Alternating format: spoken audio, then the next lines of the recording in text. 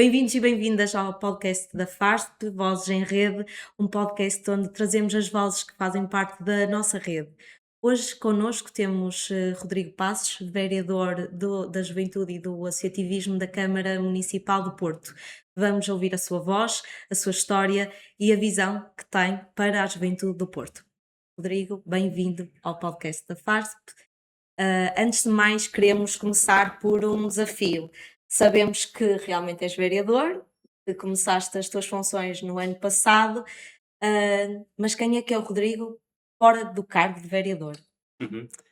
Bem, antes de mais, bom dia, boa tarde ou boa noite a todos os que nos assistem, independentemente da geografia, e da hora a que estão a fazê-lo. Agradecer o convite, fico muito contente por poder contribuir com uma conversa que eu espero enriquecedora sobre a juventude e sobre a experiência que eu tenho e vou tendo com a juventude. Só uma pequena correção, que eu gosto sempre de fazer: eu não Uhum, sou vereador, eu estou como vereador. muito É bem. limitado no tempo. E bem, hã, mas sobretudo dizer que o caminho que temos feito até aqui, tem-me deixado muito orgulhoso, hã, não só pela equipa que tenho, e estão aqui pessoas dessa equipa aqui presentes hoje aqui no estúdio, mas também pelo trabalho que tem sido desenvolvido. E no âmbito das políticas de juventude, eu acho que o Porto deve-se orgulhar muito, porque tem associações como esta, muito vivas, que desenvolvem em rede o tecido não só local, regional, mas também nacional, que permitem hoje ao Porto afirmar a viva e boa voz que é capital nacional da juventude. E por isso, enquanto vereador da juventude, o percurso tenho feito um percurso muito ligado, não às associações por si só, mas sobretudo às juventudes partidárias, foi o que me Uhum, permitiu chegar até aqui, bem como e em paralelo que o trabalho foi desenvolvendo no privado, uh, permite-me ter uma visão da juventude muito larga, muito holística, sobre como é que deve funcionar o elevador social, e é essa visão que eu tento hoje em dia implementar no dia a dia enquanto vereador na Câmara Municipal de Porto. uhum. És um jovem, tens Tento ser. 30 anos. E aqui pergunto-te, falas que tentas ser um jovem, mas já estás naquela fase em que dizes: "No meu tempo", Hum. ou ainda te sentes jovem? Não, eu acho que, eu digo sempre isto, acho que a juventude não depende da idade, acho que a juventude é um estado de espírito e acho que se pode ser velho sendo-se novo. Porque a juventude depende muito do modo como abordamos os problemas e do tipo de soluções que propomos para esses mesmos problemas. E por isso é que eu digo que tento ser jovem, porque muitas vezes, e sobretudo nos organismos públicos, impõe-nos sempre aquela narrativa de sempre foi assim. E o sempre Hum, foi assim é uma maneira de um imposto, e muitas vezes um travão ao crescimento de novas ideias, a uma disrupção e à inovação de novos projetos. E por isso, o tentar ser jovem permanentemente, que eu acho que é uma cultura que pessoas de 80 e 90 anos têm, é algo que tem de ser sempre alimentado e que não pode ficar refém da sociedade em que muitas vezes vivemos, que nos impõe uma cultura de sempre foi assim, não mexas. E por isso acho que é importante todos, juventudes, mas também mais velhos, tentarem impor a juventude das ideias, ideias inovadoras, que sejam transformadoras da sociedade em que queremos viver. uhum. Antes de mais, disseste uma coisa que é muito interessante e que acho que todos nós acabamos por sentir, que é muitas vezes os gaps Uhum. geracionais e, portanto, perceber em que modo é que também estamos alinhados. Achas que esta tua visão tão própria, tão inovadora, também tão reivindicativa e com uma perspectiva do futuro, mas reconhecendo que há passos dados do passado que são importantes, é uma visão interessante e impulsionadora para o Porto como capital nacional da juventude? Ah, sim, mas não só. Ou seja, somos capital nacional da juventude, não por eu estar aqui, mas também por eu estar aqui. Uhum. Acho que se deve ao trabalho de muitos e largos anos da divisão da juventude, que merece essa nota. Também à antiga vereadora e atual vice-presidente, a doutora Catarina Araújo, mas também ao trabalho que foi feito pelos executivos, porque as estratégias demoram muito tempo a serem implementadas e não é de uma semana para a outra, não é de um mês para o outro, as coisas demoram muitas vezes anos, porque enquanto se lança a semente para se ter a real árvore, e para se ter hoje em dia os frutos, que é a capital nacional da juventude, isto demorou muito tempo a conversar com as pessoas, a criar a rede, que é o que se faz aqui todos os dias, a catapultar as pessoas para novos desafios, para que estes desafios depois sejam bem ou mal sucedidos. Isso demora o seu tempo e por isso é que muitas vezes a política não é justa com os políticos, nem os tempos são justos com os políticos, porque as estratégias, as visões demoram o seu tempo. E por isso, e os mandatos de 4 anos muitas vezes são curtos para que uma medida ou uma reforma, que hoje em dia está a ser muito falada, tenha real impacto nas pessoas e nas famílias e nas associações. Por isso é que os políticos vivem muito apressados e contra o tempo. E às vezes tentam, com pequenos pensos, ter medidas aqui curtas e de impacto imediato, mas que não resolvem os problemas mais estruturais da nossa sociedade. E por isso eu acho que somos capital nacional da juventude no momento em que eu cá estou, mas não graças a mim, é graças ao trabalho de muitos e também de todas as associações juvenis da cidade do Porto, que também no seu passado contribuíram para que o Porto fosse hoje altamente emergente, efervescente, quase num estado de ebulição positiva, em que a juventude quer ter uma voz, quer ter uma palavra e quer mudar a sociedade do Porto e o modo como se vive aqui. E eu acho isso não só bonito, como para todos uma oportunidade. Uhum. Sem dúvida, nós somos aqui suspeitos na FASP, sempre contribuímos para o impulsionar do município do Porto. Temos vindo a ver ao longo dos últimos anos o crescendo de associações juvenis aqui no município e que querem fazer parte De deste, aparecer. deste crescendo e além do aparecer, contribuir. E portanto também queremos desde já agradecer-vos também pelo espaço de contribuição que têm dado às associações que fazem parte e que querem realmente crescer convosco. Eu fui fazer o trabalho de casa, Rodrigo, É em dois, parte difícil agora, não é? parte difícil. Não vai ser muito, vais ver.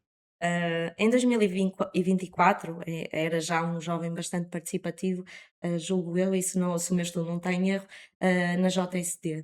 E escreveste um artigo para o Observador, não sei se estás recordado, em que destacavas temas como a carga fiscal e a importância de, no último trimestre do ano de 2024, focarmos naquilo que era realmente também importante, que era o orçamento de Estado, e falavas realmente da importância da descentralização, do papel do Estado, enfim, de um conjunto de medidas. A nossa questão aqui, Rodrigo, é desde que assumiste agora funções enquanto vereador no poder local, no município do Porto, sentes que a tua visão sobre estas prioridades mudou, manteve-se, eh, ou sofreu algum tipo de alteração que até nem é assim muito acentuada? A minha visão não mudou, as prioridades mudaram naturalmente. Uhum, Isto é, do ponto de vista das prioridades, hoje em dia as minhas prioridades têm de ser e devem ser a juventude, o desporto, o associativismo, a transformação digital e a serviço ao município. Essas são as minhas prioridades do dia a dia. Por outro lado, eu acredito que a visão mais estrutural seja livrar o país deste inconformismo e deste imposto invisível que é a burocracia. E por isso é que eu acredito que, às vezes, medidas como a mudança na carga fiscal e o modo como olhamos para a carga fiscal, o modo como devemos olhar para a descentralização, Portugal é dos poucos países, só temos 3 países na União Europeia que não têm regiões. Os outros são a Irlanda e o Luxemburgo. E o Luxemburgo é do tamanho, só para termos noção, do Distrito de Lisboa. Ah, e Portugal não tem mudado, muito também graças ao meu partido, mas também graças ao Partido Socialista, e têm sido os dois grandes partidos dos últimos 50 anos. E isto não é para ter uma voz populista, como tem muitas vezes o Chega. Eu acho que é reconhecer que temos um caminho para fazer. E eu acho que o que os partidos tradicionais devem fazer é responder efetivamente aos problemas das pessoas. As medidas que eu na altura levantei, que é o alívio da carga fiscal através do IRC, para que as empresas possam ter mais capacidade de crescer, de dar melhores ordenados, para que as grandes empresas, que são as empresas que hoje em dia permitem ter melhores salários em Portugal, venham para cá, é o caminho para o desenvolvimento de um país. Mas também não quero um país centralizado. E digo isto sendo um português orgulhoso. Eu não quero que fique tudo centralizado no Porto. Eu quero é que Monção, ah, mas também outras terras, como o Baião, que fazem parte do Distrito do Porto, mas Uhum. parecem que são de outro mundo. E eu até recordo aqui uma afirmação que um deputado disse numa intervenção aqui há uns tempos sobre Baião. E ele dizia: "Vocês já repararam que Baião está mais próximo do centro da Europa do que o Porto? E parece que Baião está a largas milhas de desenvolvimento daquilo que é o Porto.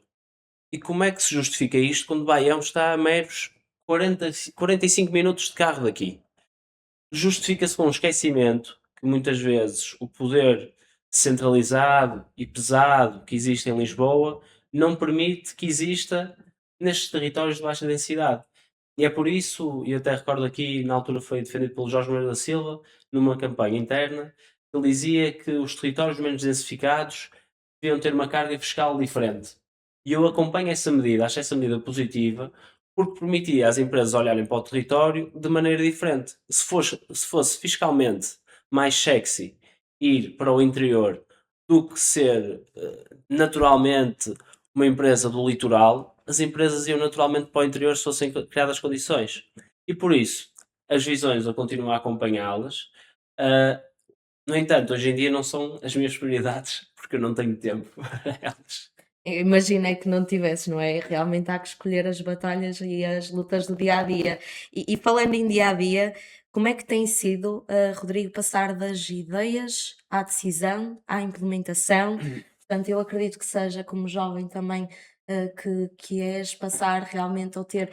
Vós tens imensas ideias, portanto, como é Uhum. que é selecionar estas ideias, lutar com elas e implementá-las no terreno, imagino eu, com a força e o saber de todos, da equipa que tem na divisão da juventude. Como é que se faz isto? Como é que tens feito acontecer? Isso é uma pergunta que até é um grande confronto e um grande paradoxo entre aquilo que é o mundo do privado e o mundo do público. No privado, quando temos capacidade financeira e queremos ter um recurso, compramos. Eu preciso no próprio dia. No público, não é bem assim. Por isso é que a diferença entre concretizar uma ideia no público e no privado é diametralmente diferente. O privado consegue, no espaço de uma semana, mudar o que quer que seja na sua empresa.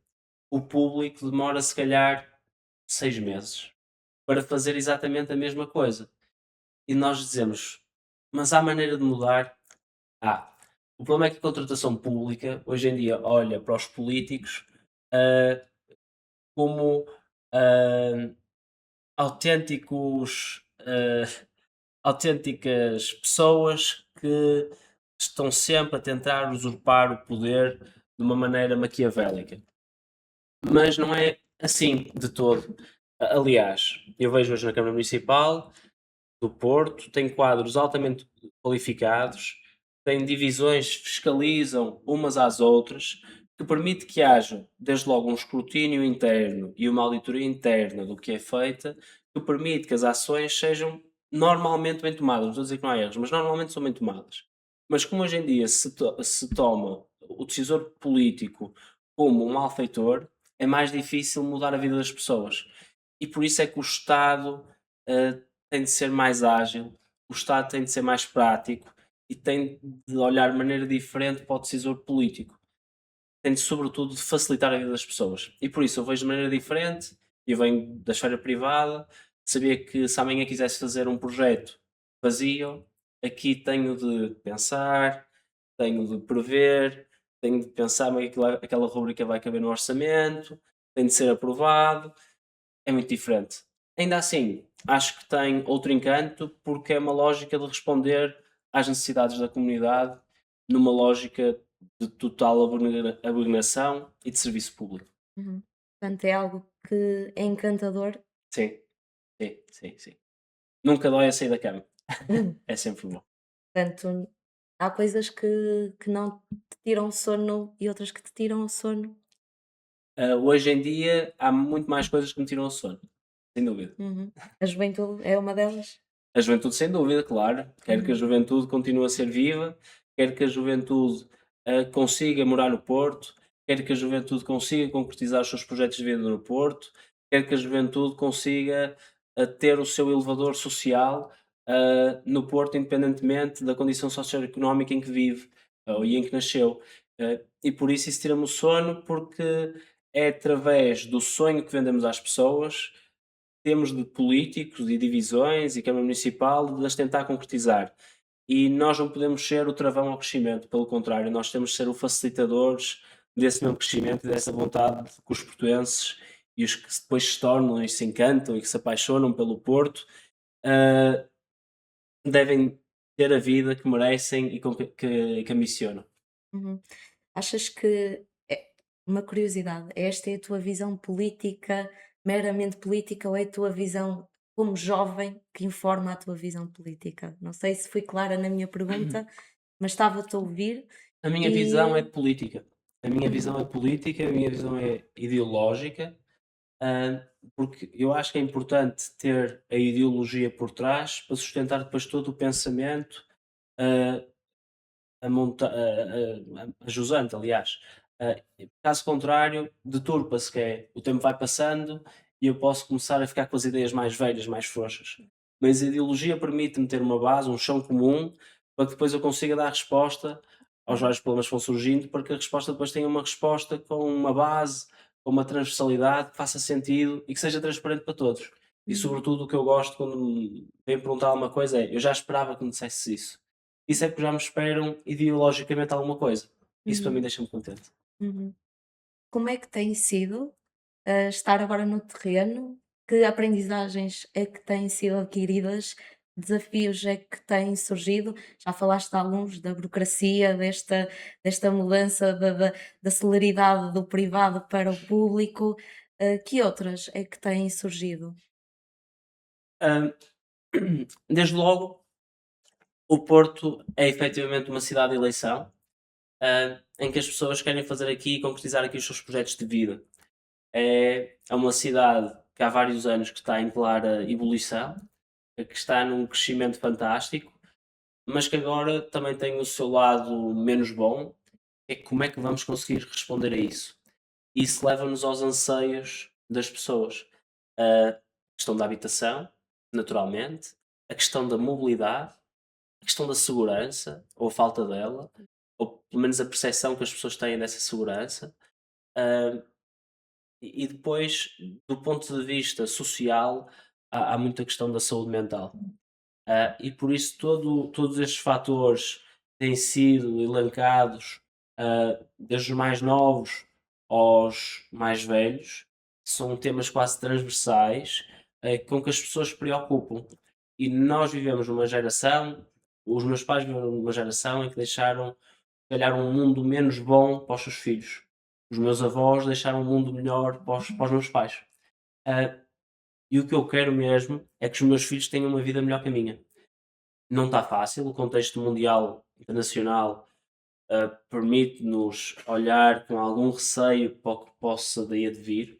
A questão das guerras, os conflitos, a escalada de preços, a tensão energética que existe, uh, pode nos levar a mudar o modo como vemos o mundo e a sociedade ocidental. Mas ainda assim, eu acho que nós, municípios, autarcas, eleitos, associações, devemos fazer o nosso caminho para que pelo menos o nosso cantinho seja o melhor cantinho do mundo. E acho que é essa a reflexão que eu vou tendo todos os dias, é como é que torno este cantinho o melhor sítio para se viver. Uhum. Já chegaste a alguma conclusão? Ah, aqui vai demorar. Aqui vai demorar. Portanto, há 4 anos pela frente, portanto, Há 3 anos e 8 meses pela frente.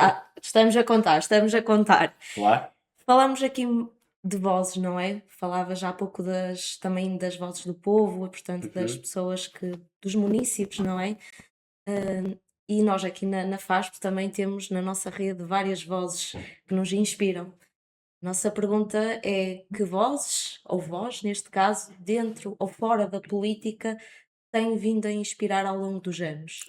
Bem, acho que há duas que são naturais, que são os meus pais, não é? Que me inspiram porque numa fase em que criticamos muito aqueles que são imigrantes, ah, a minha mãe, por exemplo, correu o mundo, e nunca foi criticado nos sítios onde esteve, na Austrália, na Alemanha, em França. Não havia este estigma como existe hoje em Portugal contra os imigrantes. E depois porque o elevador social permitiu-lhes ter uma qualidade de vida na altura que não nos permite hoje a nós. Por isso, desde logo, os meus pais, pela visão política, de elevador social, de Estado focado no cidadão, uh, que me permitem ter este paradigma de sociedade e do mundo. E depois, politicamente, talvez pelo nome, Passos, acho que o Passos Coelho foi alguém que me marcou.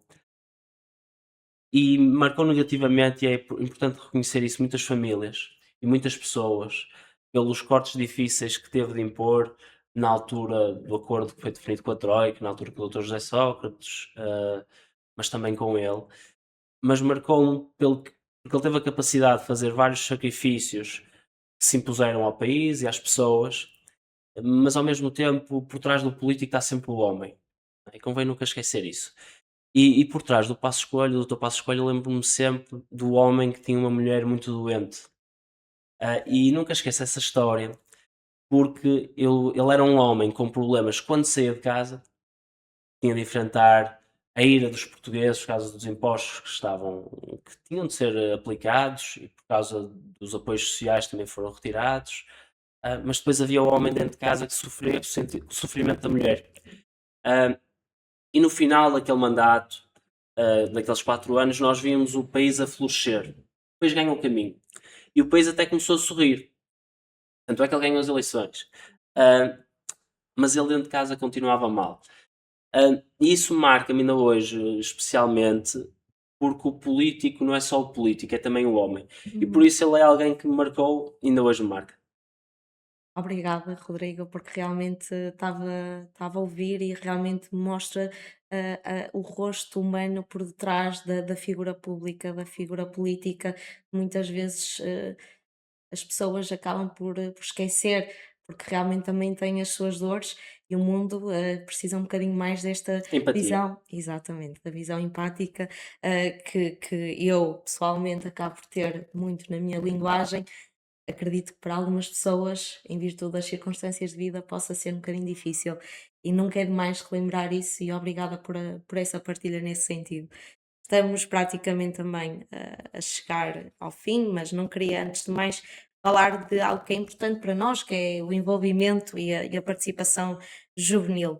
Ahm, Foste uma pessoa sempre muito envolvida e participativa, ah, daquilo que uma pessoa pode consultar através das redes sociais e das pessoas que se calhar conhecem mais proximamente, realmente veem em ti uma pessoa participativa, e hoje em dia passaste para um nível de participação também ele diferente e mais institucional, não é? Há alguma medida naquilo que respeita à participação, ao envolvimento juvenil, que te orgulha particularmente na Juventude do Porto? Não necessariamente no papel que agora assumes, mas daquilo que foste assistindo ao longo dos anos em que acabaste por participar também enquanto jovem. Ah, não é bem um tema da juventude do Porto, é mais um tema do Porto. Ah, o Porto tem muita transparência no modo como diz as coisas. Uhum. Ah, e é muito diferente do que acontece em algumas cidades deste país. O Porto do Porto, o povo do Porto, nunca acaba num ponto. Acho que acaba sempre uma exclamação até. E nunca deixa nada por dizer. Uhum. E por isso também se aplica à juventude. Acho que a juventude aqui nunca deixa nada por dizer, doa a quem doer. Acho que não têm grandes dogmas, vivem com uma total liberdade e defendem-na, sobretudo, e não têm medo de defender.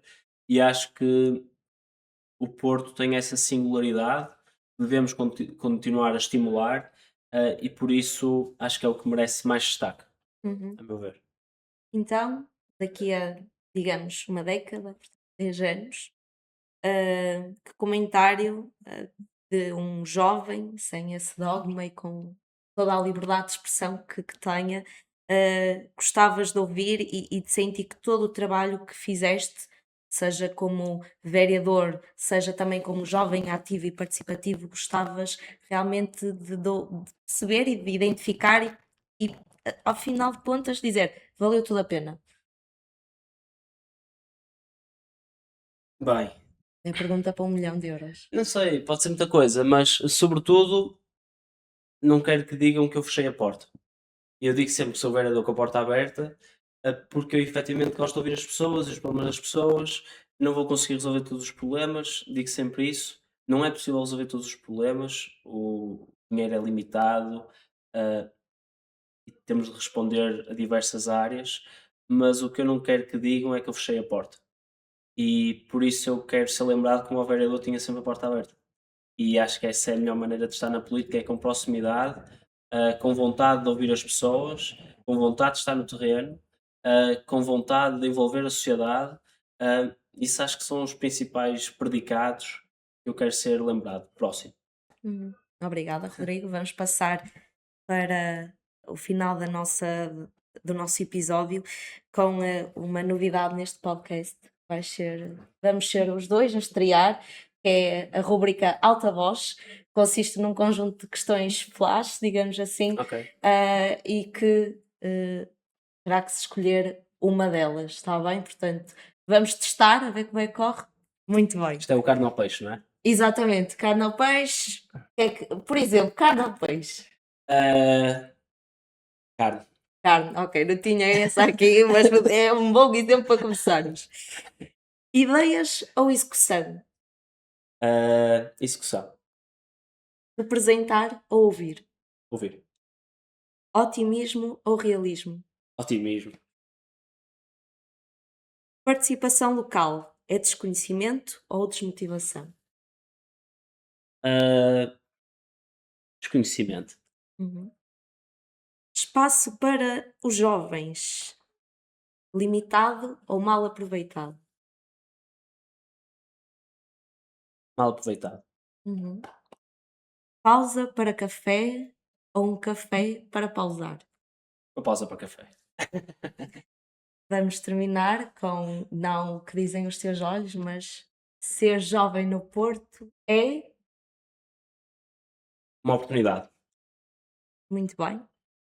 Rodrigo, obrigada. Obrigado, eu. Gostei muito. Também gostei muito. Espero que hajam mais oportunidades. Continuaremos juntos, próximos.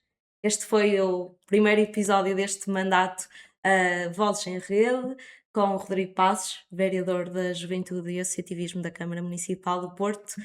Fiquem desse lado e coloquem-nos todas as vossas questões e dúvidas nos comentários. Teremos todo o gosto em responder. Até breve.